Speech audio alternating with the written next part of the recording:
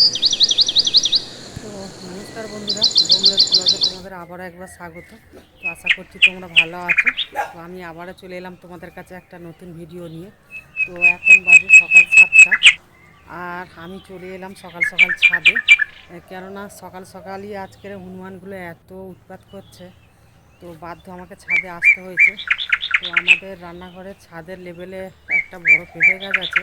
তা হনুমানগুলো ঠিক ওই ছাদের রেলিংয়ে বসে পেঁপেগুলোকে শনি শনি পেঁপেগুলো পাড়ছে আর খাচ্ছে, নষ্ট করছে। আর ডালপালাগুলোকে তো পুরো মুড়িয়ে দিয়েছে। তো ওদিকে বড়মশাইকে ডেকে এসেছি, বড়মশাই আসছে। তো তোমরা দেখতে থাকো। ভালো লেগে থাকলে লাইক কমেন্ট শেয়ার করে দিও, আর পুরো ভিডিওটা দেখো।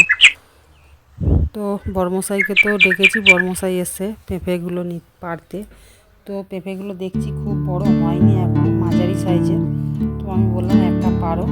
তো অনেক কষ্টে হনুমানগুলো তাড়িয়েছি। তো দেখতে পাচ্ছ গাছগুলো কীরকম মুড়িয়ে সব ন্যাড়ামুড়ো করে দিয়েছে। ওই রেলিংয়ের উপরে বসে ওই রকম সব ডালপালাগুলোকে ভেঙে ফেলে।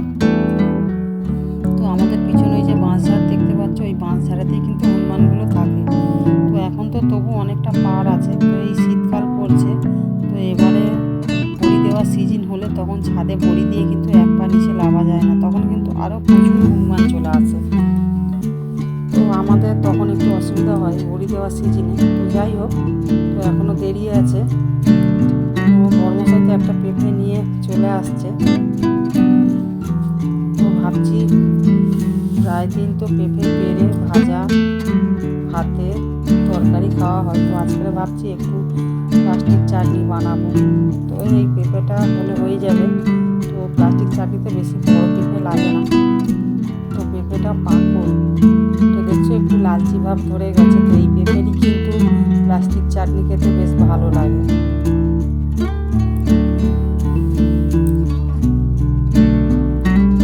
পেঁপেগুলো কিন্তু একটু মিষ্টি স্বাদও লাগে।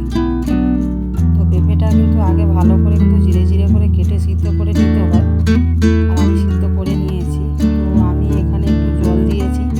তো আমি এই জলটা গরম হয়ে গেলে এবার একটু চিনি দিয়ে দেবো।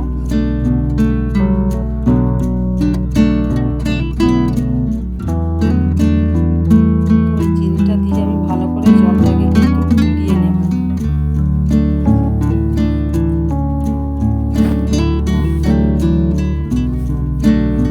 ভালো করে কিন্তু চিনি জলটা ভালো করে ফুটিয়ে নিলে কী হয়, তাহলে পেঁপেটা দিলে চাটনিটা ভালো হয়। তো আমি এবারে এলাচটা দিয়ে দিলাম ফাটিয়ে।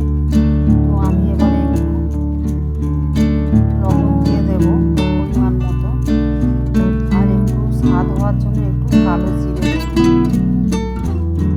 তো কালো জিরেটা অনেকে দেয়, অনেকে না দিলেও চলে। তো আমরা একটু দিয়ে খাই। তো এবারে পেঁপেটা সিদ্ধ করে রেখেছিলাম, তো এই পেঁপেটা এবারে দিয়ে দেবো।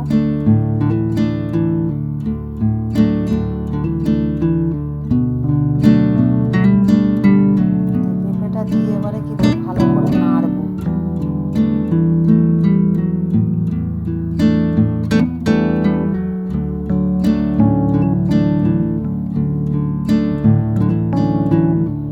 দেখো আমি ভালো করে পেঁপেটাকে নেড়ে নিয়েছি। তো দেখো পেঁপেটা কত সুন্দর গলে গেছে। তো আমি কিন্তু এতে হলুদ টলুদ কিছু দিইনি, আমি এতে এক ফোঁটা হলুদ দিইনি। আসলে পেঁপেটা আদা পাকা বলে কালারটা এত সুন্দর লাগছে। তো লাবাবার মুখে কাজু কিশমিশটা দিয়ে দিলাম। তো দেখো প্লাস্টিক চাটনির কালারটা কিন্তু খুব সুন্দর হয়েছে। যদি এটা কাঁচা হতো তো সাদা লাগতো, যেহেতু আদা পাকা বলে আমার এটা হলুদ দেখাচ্ছে। তো বন্ধুরা, আমি এবারে এতে একটু লেবুর রস দিয়ে দেবো, কেননা যেহেতু আমার একটু নুন একটু মিষ্টি দেওয়া আছে। তো আমি এবারে লেবু রসটা দিয়ে দিলাম। তো পেঁপেতে তো কোনো মিষ্টি স্বাদ নেই, জলসা লাগে। তো সেই কারণে একটু